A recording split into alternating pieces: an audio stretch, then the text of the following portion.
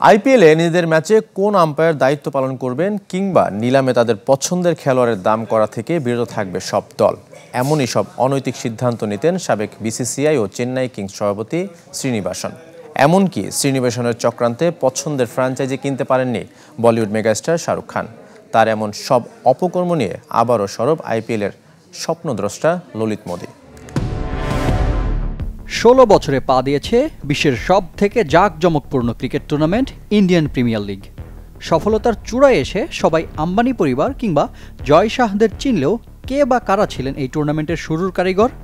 কেমনই বা ছিল পথ চলার প্রথম বছরগুলো? আইপিএলকে সহজভাবে বললে বলা যেতে পারে ললিত মোদির ব্রেন চাইল্ড। দিল্লিতে জন্ম নেওয়া মিডিয়া ব্যবসায়ী ও ক্রীড়া ব্যবস্থাপকের অনেকটা একক প্রচেষ্টায় ২০০৮-এ ঘোষণা আসে টুর্নামেন্ট আয়োজনের। সে সময়ে বিসিসিআই সহসভাপতির দায়িত্বে ছিলেন মোদি, আর আইপিএল প্রেসিডেন্ট হিসেবে দায়িত্ব পালন করেন পরের ৩ বছর।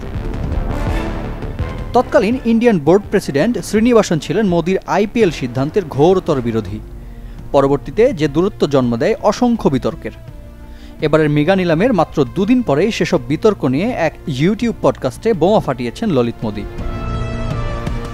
নিলাম থেকে নিয়ে দলের মালিকানা কিংবা ম্যাচের আম্পায়ার নির্ধারণ অথবা ফিক্সিংয়ের মতো কেলেঙ্কারিতে নিজের প্রভাব খাটিয়েছেন শ্রীনি বলে অভিযোগ মোদির।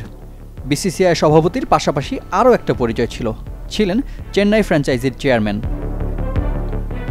মোদির পরিকল্পনা ছিল টুর্নামেন্টের সফলতাকে ঘিরে ভারতে সফল হতে গেলে ক্রিকেট আর বলিউডকে এক করতে হবে, তিনি প্রথম ভেবেছিলেন। তাই তো স্কুল জীবনের বন্ধু শাহরুখ খানের শরণাপন্ন হয়েছিলেন। বন্ধুর ডাকে সাড়া দিয়ে কিং খান আইপিএলে নাম লেখালেও নিতে পারেননি পছন্দের দল মুম্বাই। মোদির দাবি এখানেও পুরো দায় শ্রীনিবাসের। চেন্নাইয়ের ম্যাচে স্থানীয় আম্পায়ার খেলানো কিংবা তারা যে খেলোয়াড় কিনবে সে ক্রিকেটারের নিলামে বাকি ফ্র্যাঞ্চাইজিদের অংশ নেওয়া থেকে বিরত রাখার মতো কাজও করেছেন শ্রীনিবাস। শশী থারুরের দল কোচির মালিকানা নিয়ে তৈরি হওয়া বিতর্কে ২০১০ সালে বোর্ডের দায়িত্ব থেকে অপসারিত ও দেশ থেকে নির্বাসিত হন মোদি।